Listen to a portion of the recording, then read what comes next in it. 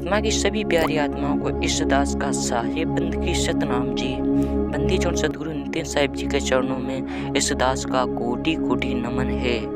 परमात्मा ने हमें अनमोल जन्म इसलिए दिया है कि हम अपनी विवेक शक्ति बढ़ाएं और सत्य असत्य का निर्णय स्वयं करें। अगर तुम्हारी जागृति नहीं है तो कोई नहीं बच सकता, कोई भी। और ये माया इतनी शातिर है, सबसे ज़्यादा ये उस पर डोरे डालती है जो माया से दूर होना चाहता है। सबसे बड़ा खेल माया का यही है। तुम माया के पीछे पीछे भागोगे तो ये तुमसे आगे आगे भागेगी, हाथ नहीं आएगी, परेशान करेगी पूरा पूरा दिन। तुम माया के बारे में ही सोचते रहोगे लेकिन हाथ नहीं आएगी। और जब तुम माया से पीछा छुड़ाओगे तो ये तुम्हारे पीछे पीछे भागेगी डोरे डालती हुई, लेकिन तुम फंसना मत। याद रखना मेरी बात। जो जवान साधु हैं उनको तो स्पेशल बता रहा हूं मैं। बूढ़े साधु तो चलेंगे, कोई बात नहीं।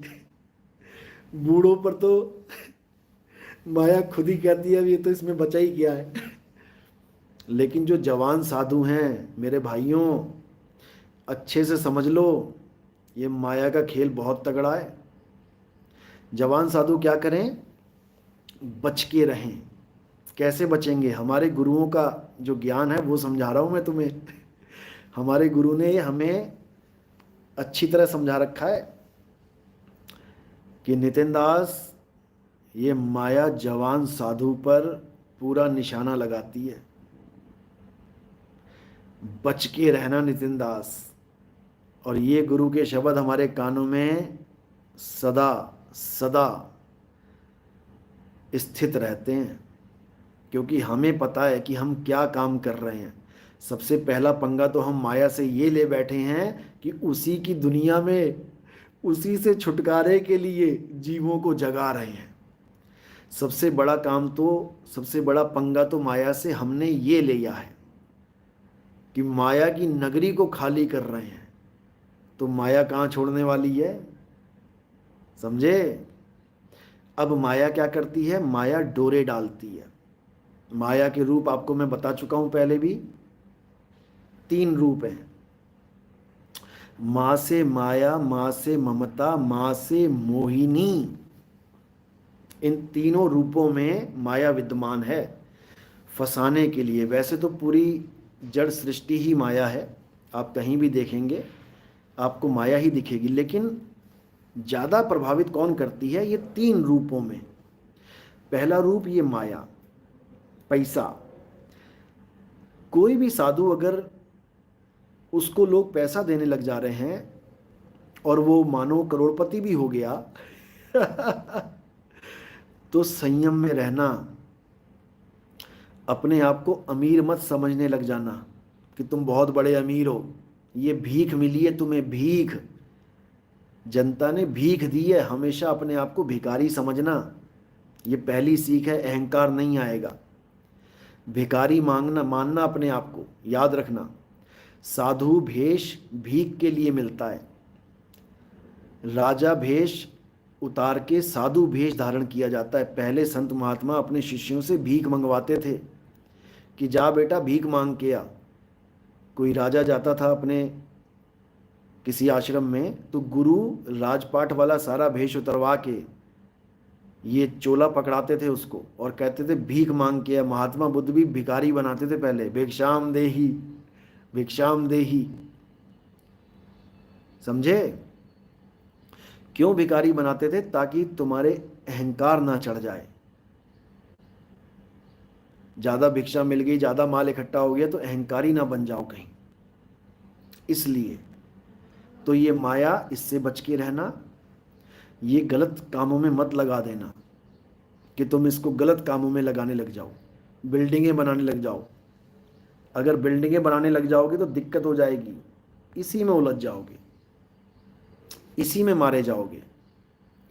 तो माया, ममता। ममता क्या है? ममता है जैसे मां की ममता, भाई बहन की ममता, किसी की भी ममता, यानी मोह। मोह ममता तो इस मोह से हमेशा बच के रहना। ये मोह का बहुत तगड़ा प्रभाव है। माया, ममता और मोहिनी। मोहिनी मतलब मेनिका, स्वर्ग की मेनिका, यानी स्त्री। अब वो कोई भी हो सकती है, तुम्हारी घरवाली भी हो सकती है, वो बाहर वाली भी हो सकती है, वो तुम्हारी शिष्या भी हो सकती है, वो तुम्हारी गुरु बहन भी हो सकती है, वो कोई भी हो सकती है। माया, ममता, मोहिनी, जिन बिन दंता जग खाया। याद रखना,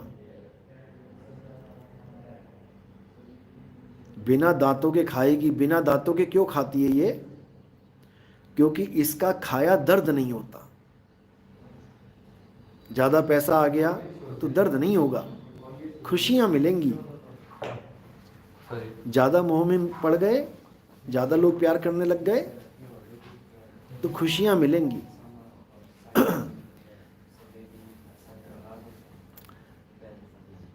ज्यादा औरतों से संबंध बनने लग गए तब भी खुशियां ही मिलेंगी। यही माया की नकली खुशी है। ये तुम्हें खा रही है और तुम सोच रहे हो कि मैं तो बहुत बढ़िया जीवन जी रहा हूं। बहुत दिक्कत में आने वाले हो जवान साधुओं। ये तुम्हारे लिए स्पेशल सत्संग चल रहा है आज। गाजीपुर वाले के लिए भी यही सलाह है, जो विदेश लेके जाना चाहता था किसी को। वो बेचारी मुझे फ़ोन कर रही है, गुरुजी ऐसे ऐसे ऐसे बोल रहा है जी, विदेश ले चलेंगे तुम्हें। मैंने फ़ोन किया, हाँ भाई क्या चक्कर है? फिर बेचारा हड़बड़ा गया, जवाब नहीं आया बेचारे को। मैंने जब क्लास लगाई तो दुहाइयाँ देने लग गया कबीर पंथ की। हम भी कबीर पंथी हैं, आप भी कबीर पंथी हो, हमें मिलके रहना चाहिए। रखता हूँ मिलके, अच्छे से रखवाऊंगा, चिंता मत कर। उसके बाद धमकियां देने लग गया उसको, दोस्तों से धमकियां दिलवाने लग गया उसको। सुधर जा बता रहा हूं मैं।